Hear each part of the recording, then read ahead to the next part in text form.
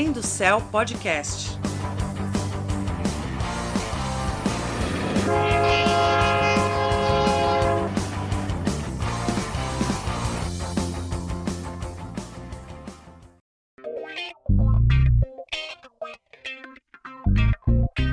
Olá, amigos do Blue Sky!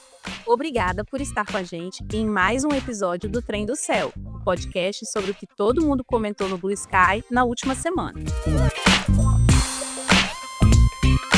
Hoje vamos falar sobre o recebimento da denúncia contra o inelegível, que agora também é réu, da gafe da Segurança Nacional dos Estragos Fudidos, de misandria, de ecoárvore, da absolvição do jogador de futebol Daniel Alves e muito mais.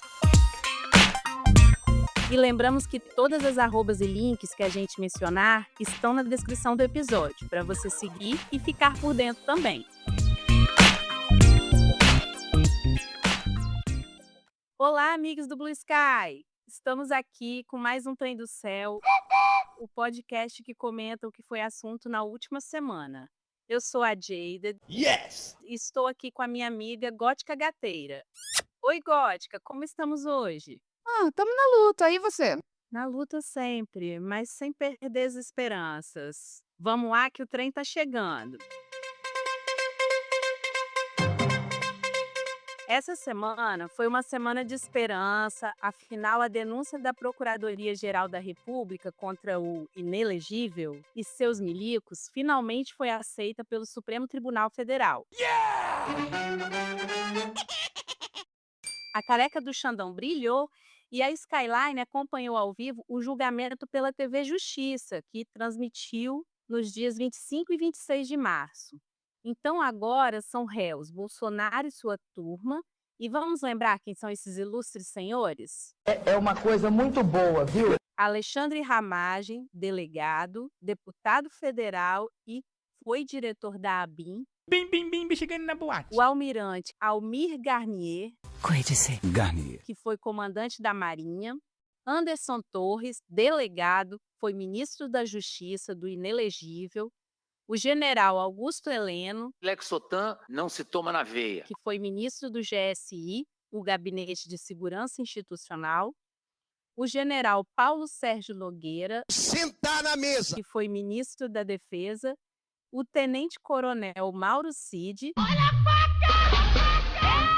o genial ajudante de ordens do incomível, e o general Walter Braga Neto, Esse Braga Neto, que é um bosta. e foi ministro da Defesa e Casa Civil. Eles são acusados de organização criminosa armada, tentativa de abolição violenta do Estado Democrático de Direito, golpe de Estado, dano qualificado contra o patrimônio da União, deterioração de patrimônio tombado. Eu acho é pouco. Isso poderia dar décadas de cana. Mas vamos esperar para ver se o julgamento de verdade também será televisionado. A gente quer ver esses milicos, que finalmente são réus, passarem pela humilhação pública a que submeteram Dilma e Lula. Quando é com a esquerda, tá tudo bem, né? certamente que Não! Vamos dar a outra face até quando? Quantas outras faces a gente tem para a direita bater? Que seja televisionado para a gente ter outro dia como esse, pois acompanhar o julgamento com a Skyline foi sensacional. A gente pegou só algumas reações, mas bacana mesmo foi acompanhar simultaneamente. O Bruno está digitando, @não-sou-indiano, criou uma paródia perfeita no dia 26 de março. Help, I need somebody help, not just anybody help. You know I need someone help. O Glauber Macário, @GlauberMacário, postou uma foto do inelegível em que ele está pilotando uma moto numa daquelas motocicletas e o título. Highway to Hell. A gente vai perdoar a foto, Glauber, porque foi muito bom, tá? A Amandinha, @Amandinha1, trouxe uma joia em forma de vídeo, outra paródia perfeita. número 3!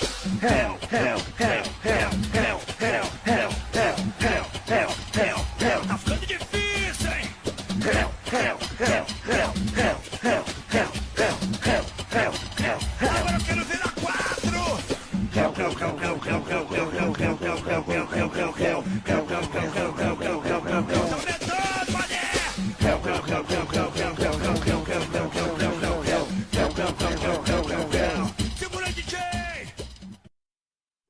Luciano S. Rezende, @Luciano S. Rezende, comemorou a maré de sorte do Brasil. Jair Bolsonaro, inelegível, réu, condenado e preso. Emoji de risada. Carla Zambelli, inelegível, condenada, presa e caçada. Emoji de risada. Dilma, reeleita presidenta do Banco dos BRICS. Emoji apaixonado. Lula, presidente. Emoji apaixonado. E vou botar um adendo. Carla Zambelli caçada ainda carregou uma leva com ela. Coisa linda!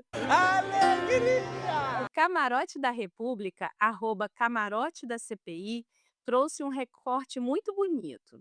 Ministra Carmen Lúcia não deixa fake news passar desapercebida nas argumentações dos advogados de defesa. Aliás, o voto dela, gente, procura para ver que foi coisa linda. Foi bonito. O Maurício, @Monkey, ainda é capaz de ficar surpreso. Veja só. O argumento de um dos advogados foi: o Lula não tinha assumido ainda, então não era golpe contra o presidente eleito, porque o presidente eleito era o Bolsonaro. Amazing! A Barangurte, @Barangurte, ficou revoltada. Eu tô meio injuriada que amanhã vão deixar os advogados todos falarem antes de decidir se vai tornar o Biroliro réu ou não. O que o advogado vai dizer, cara? Excelência, meu cliente disse que foi tudo uma grande brincadeira. Meritíssimo, o acusado alega que estava doidão por 4 anos. Boa, isso aí. Tem cliente que a gente tem vontade de fazer isso mesmo. O Vitor Plácido, @VitorPlácido4, trouxe outro recorte maravilhoso. Abertura histórica do Jornal Nacional. Bonner e Renata falam em organização criminosa ao noticiar que Bolsonaro virou réu no STF. 26 de março de 2025. Um ex-presidente do Brasil se torna réu por atentar contra a democracia. Não há nenhuma dúvida que o denunciado Jair Messias Bolsonaro conhecia, manuseava e discutiu sobre a minuta do golpe. Isso não há dúvida. A Procuradoria-Geral da República afirma que Bolsonaro e 7 aliados eram o núcleo crucial de uma organização criminosa voltada à ruptura institucional. O ex-presidente diz que a acusação é infundada. Os ministros da primeira turma do STF aceitam a denúncia da PGR por unanimidade. Aliás, histórico mesmo, né? Porque para esse povo dar nome aos bois, suou. E teve também a Carla Zambelli, que teve seu mandato cassado pelo Tribunal Regional Eleitoral, mas que ainda vai apelar para o Tribunal Superior Eleitoral. Então a gente comemorou, mas vamos ficar de olho. Comemorar novamente. E aí, você também quer ver o julgamento dos milicos e do inelegível passar na televisão? Olha, pessoalmente falando, eu quero. E foi muito divertido acompanhar pela Skyline. A Barangurte, que a gente já citou lá em cima, ela fez um bingo de frases e situações que poderiam acontecer. E assim, em 1 hora, a gente já tinha feito umas 2 ou 3 linhas. Foi absurdo o negócio. Teve choro, teve palavrão, teve advogado admitindo culpa, ou cliente admitindo, não vou lembrar agora. Foi assim absurdo. Quase bingamos a cartela cheia entre os 2 dias. Cara, o negócio é que no sistema judiciário, no judiciário, todo mundo tem direito à defesa, né? E isso é maravilhoso, porque a gente vê os absurdos, porque ali só ia ter absurdo.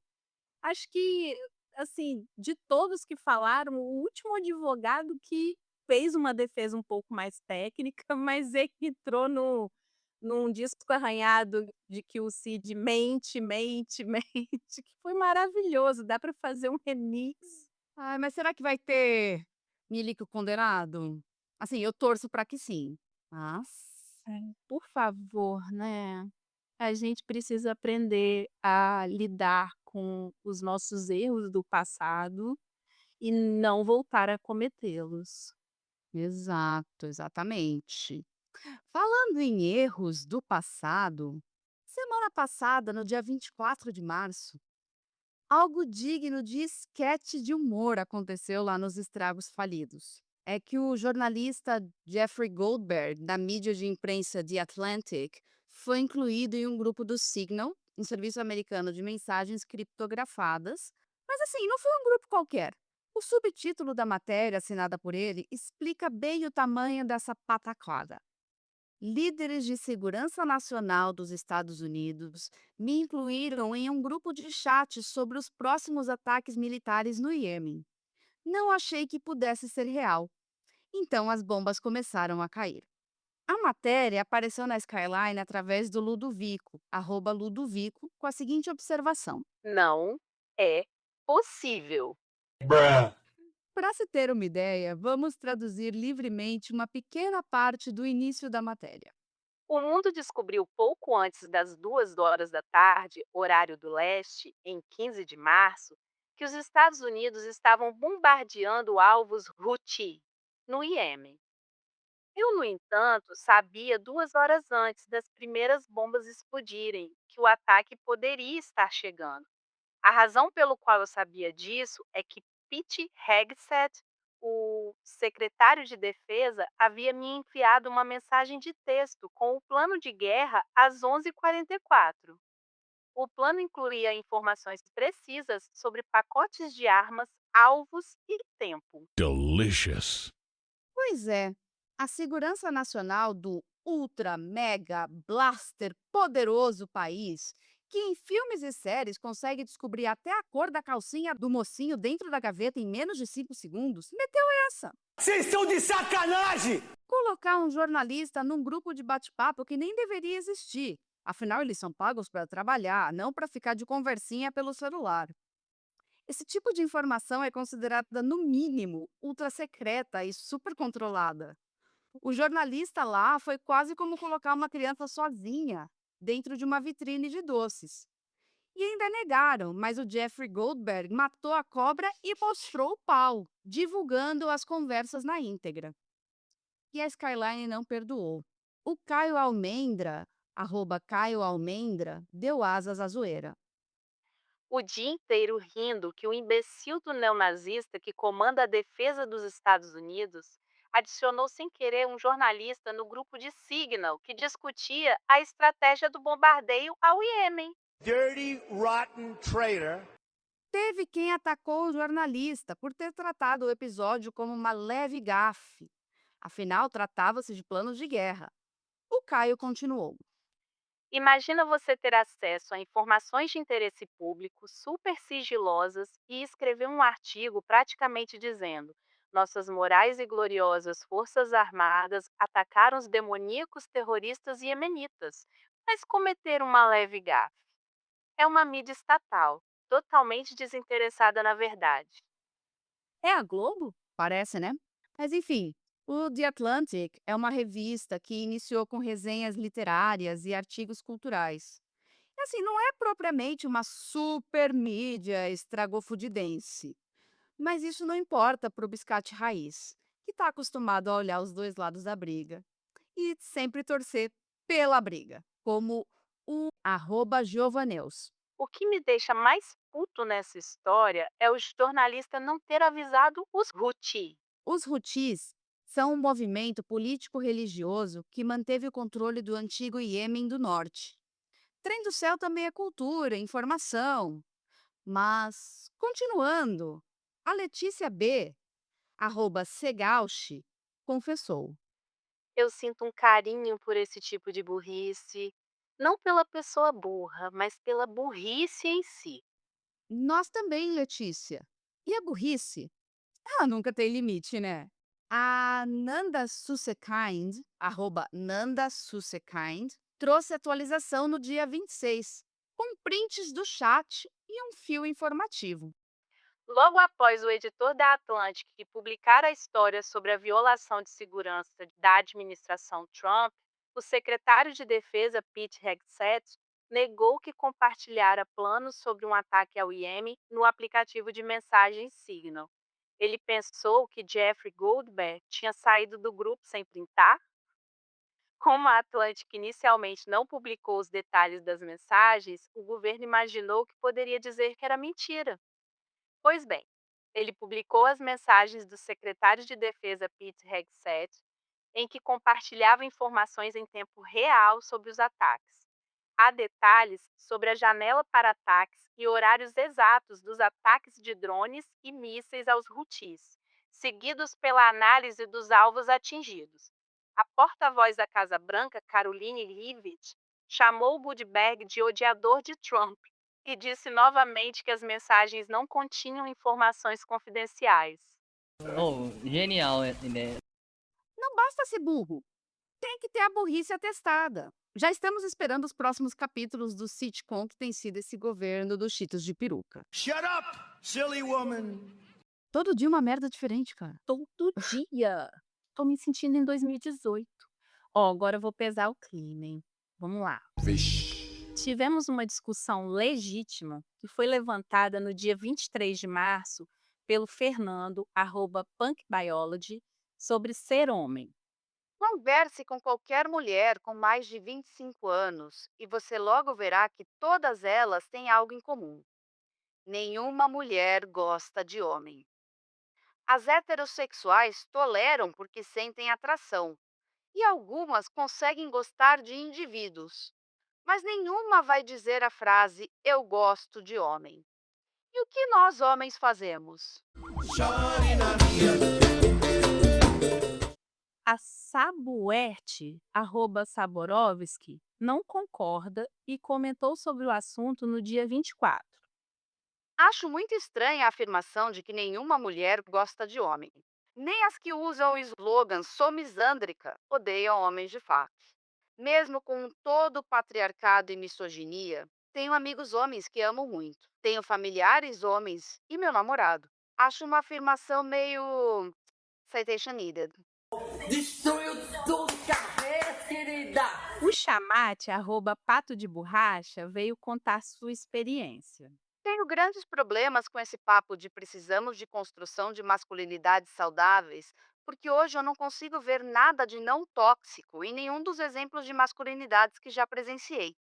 Eu sempre senti, nas minhas experiências, que a masculinidade é intrinsecamente tóxica.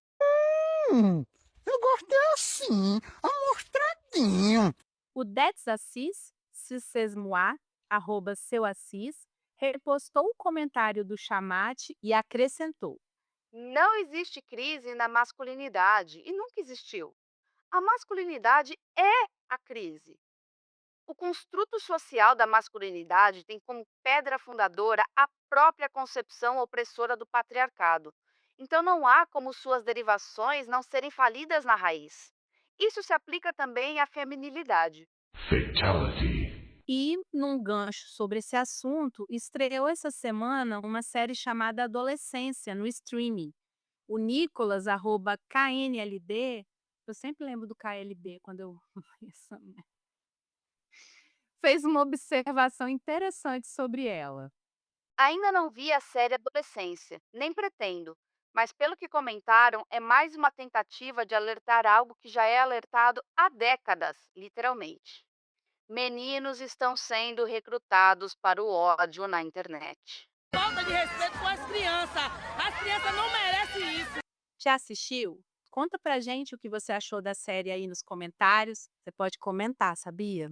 Vou voltar lá no primeiro comentário. Dizem que a humanidade ela vai morrer de várias causas, mas uma delas é a interpretação de texto que não se faz. Ele deixa bem claro, assim, que o lance da mulher falar que não gosta de homem, as heterossexuais, e aí me incluo, sou cis, hétero, toleram porque sentem atração, estou validando, e algumas conseguem gostar de indivíduos. Quando a Sabo fala, tenho amigos homens que amo muito, tenho familiares homens e meu namorado, são indivíduos. Se pegar todo o resto, você não gosta. Infelizmente, gente. Tá difícil gostar de homem. Sim, você vê até homem reclamando. E o Assis, pô, matou a pau. Foi lá assim, toma, no alvo. Hoje mesmo no DN do dia, eu compartilhei uma matéria de uma mulher cis que foi mandada embora do Walmart, porque dentro do banheiro confundiram ela com trans. A gente pega o caso lá da boxeadora nas Olimpíadas, Sim, né. Gente, Ednancy. sim, o caso da Ednancy, gente. E aí nessa coisa, nesse conceito também de feminilidade, que a mulher tem que ser linda, perfeita e fazer tudo dentro de casa. Rolou também um vídeo nessa última semana de uma pessoa filmando uma casa toda bagunçada, e aí a mulherada metendo pau. A gente não consegue ser mana. Mana uma da outra. Não consegue. Os caras são manos. Eles se defendem. Hoje em dia que eu tô vendo o homem não defender homem. Raridade. Acho que eu só vejo isso mesmo no Blue Sky. Exato. E falando da série Adolescência, eu assisti essa semana. Ela é muito boa, muito bem atuada, muito tecnicamente perfeita. Tipo, os episódios eles têm 1 hora de duração e é tudo plano sequência. Então, assim, isso do ponto de vista da produção e tudo mais, incrível, de verdade. Recomendo, mas faço aquele famoso coro aí, assim, não é nada novo, não é nenhuma novidade, não é nada que já não aconteça, que já não tenha sido alertado e que a gente não veja todos os dias em manchetes de jornal. Eu achei muito corajosa o posicionamento tanto do roteirista da série como diretor, de deixar muitas pontas soltas para desenvolver debate dentro das casas de quem assiste. Mas tenho muito medo também dessas pontas soltas hoje em dia. Homens melhorem! Foi o La Papa es Pop que trouxe o vídeo da adolescente expondo a família, porque a casa estava bagunçada. Obrigado, La Papa. Thank you! Pesamos o clima e agora vamos mudar o assunto, vamos falar uma coisa um pouco mais leve. Não, leve não é não, não é leve não, porque tem vergalhão. Então assim, leve em outro sentido, mas não no físico. Dia 26 de março, a Helena Palme, @HelenaPalme, compartilhou uma notícia da Agência Pará que deixou a Skyline revoltada. A manchete diz: ecoárvores fornecem sombra em obras da COP30 na capital paraense Belém. E a Helena comentou: As ecoárvores são de vergalhões de aço. Estão derrubando florestas em Belém para asfaltar e concretar e, ao mesmo tempo, construindo árvores falsas para dar sombra. Oh, não! o homem do bosque, @bosque, respondeu para Helena: Não é eco nem é árvore. Isso é um troço. a Beatriz Diniz, @Beatriz Diniz, mandou a real. Vergalhões reaproveitados e plantas trepadeiras não são árvores. Não disponibilidade de solo para plantio, áreas cimentadas. Locais em que as árvores naturais não podem ser plantadas, áreas cimentadas. Muitas tristezas com a COP do Helder. Olha que ridículo! Olha que escroto! Helder Barbalho, né? O Erasto Felício, @EraHSFeliz, também comentou o assunto. O Iago Santos me fez a desgentileza de mostrar uma, abre aspas, ecoárvore, que está sendo implantada na orla de Belém. E sim, quando o nome eco vem precedido de algo, a gente liga o alerta amarelo, porque pode vir merda. E olha só, não é uma árvore, é artificial. Agora é que vem o pulo do gato. Elas são artificiais, abre aspas, com benefícios naturais. Agora, por que se trata de fato? Vergalhão de resto de obras com trepadeiras. Porra, na Amazônia, caralho. Precisa de árvore artificial na Amazônia, peste? Não tem necessidade disso! A Marina M, @MaIdeia, até que não achou tão horrível. Eu estou fascinada pelo conceito de ecoárvore, que são árvores artificiais feitas com vergalhões que sobram da construção civil e plantas trepadeiras. A ideia não é de todo ruim. Eu faria uma escultura desse tipo no quintal de casa, por exemplo. Mas, porra, ecoárvore. Ah, não, aí não, aí ele extrapolou. O Stephen Flow, @windblow.org, compartilhou o post da Marina e tirou um sarro. É eco porque é o que faz quando você bate no tronco oco de mentira? E o Suave Coisa Nenhuma, @2cotrim, veio explicar para bom brasileiro entender. Ecoárvores é tipo a seleção CBF. E você, Biscate? O que você achou do conceito de ecoárvore? Será que passarinho faz ninho em árvore de plástico? Eu também sou um passarinho. Sem condição. Vamos lá. Finalizando essa semana, que foi de assuntos sérios, a repercussão dessa absolvição foi intensa na Vila Céu Azul, com muitas biscates expressando indignação e preocupação com o sistema de justiça em casos de violência contra a mulher. Relembrando um pouco o caso, em fevereiro de 2024, Daniel Alves foi condenado a 4 anos e meio de prisão por agressão sexual contra uma jovem de 23 anos em um incidente ocorrido no final de 2022, numa boate. No entanto, em 28 de março agora, nessa semana, o Tribunal Superior de Justiça da Catalunha anulou a sentença, absolvendo o jogador. A decisão baseou-se na avaliação de que o depoimento da vítima não era prova suficiente para sustentar a condenação, prevalecendo assim a presunção de inocência de Alves. Pois é. A Lívia, @Lívia aqui, relembrou pontos cruciais do caso que dão conta de que não foi somente o depoimento da vítima que sustentou a condenação. Lembrando que foi encontrado sêmen na vítima. Funcionários do local testemunharam a favor dela. Ele admitiu ter relações sexuais com ela. O cara mudou o depoimento 5 vezes. O pior dia para ser mulher é sempre o próximo dia.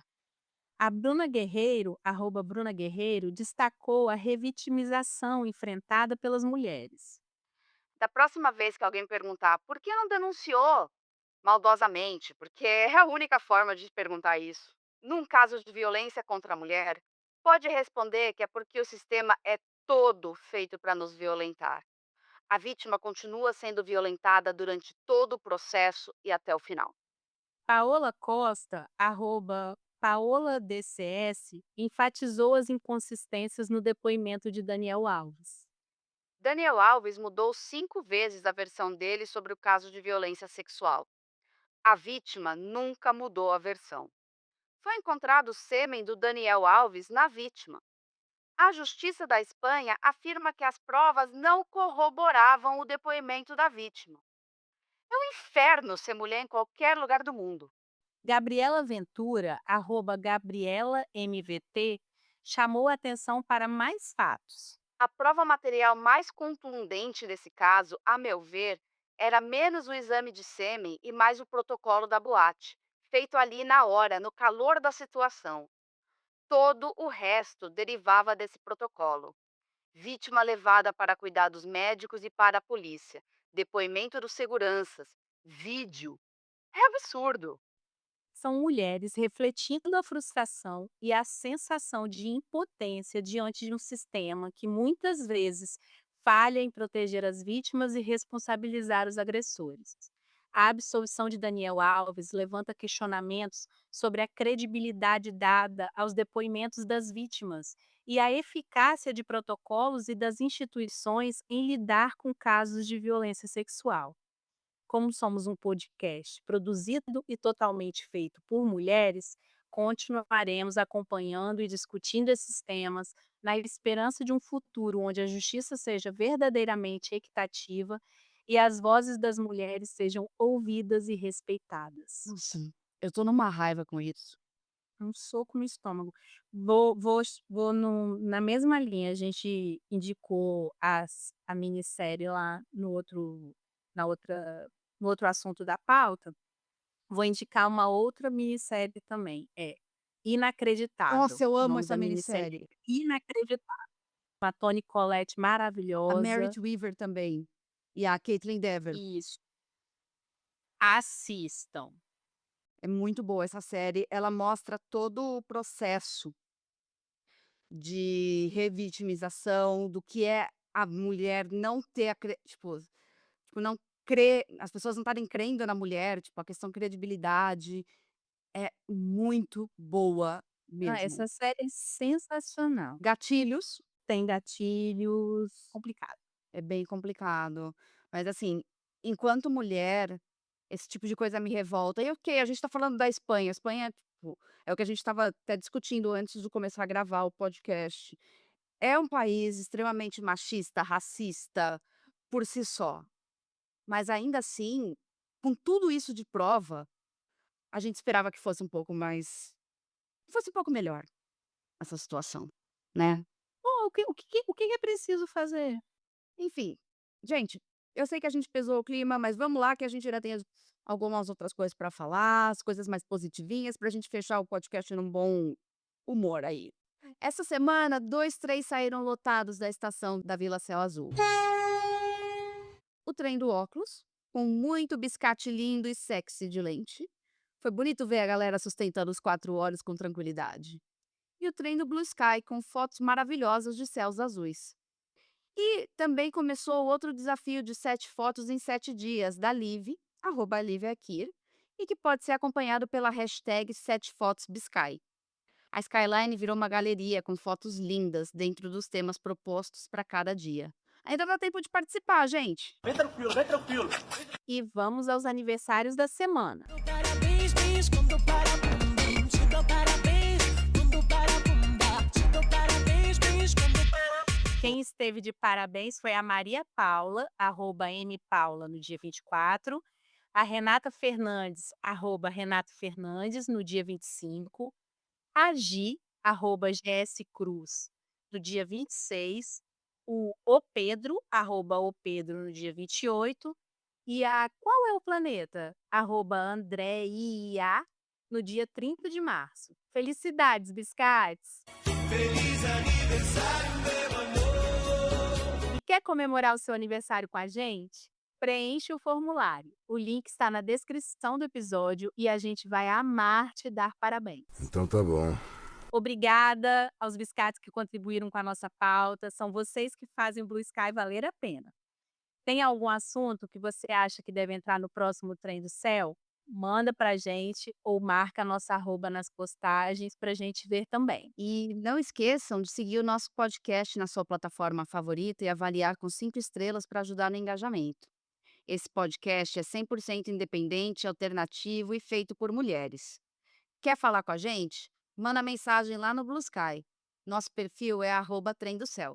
Obrigada e boa semana, pessoal. Um beijo e até semana que vem.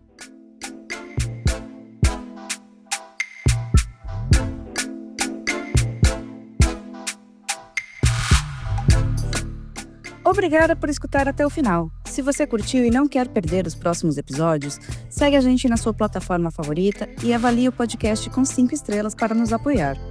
Para falar com a gente, segue o nosso perfil no Blue Sky. É tremdocéu, tudo junto, .bsky.social. Um grande abraço!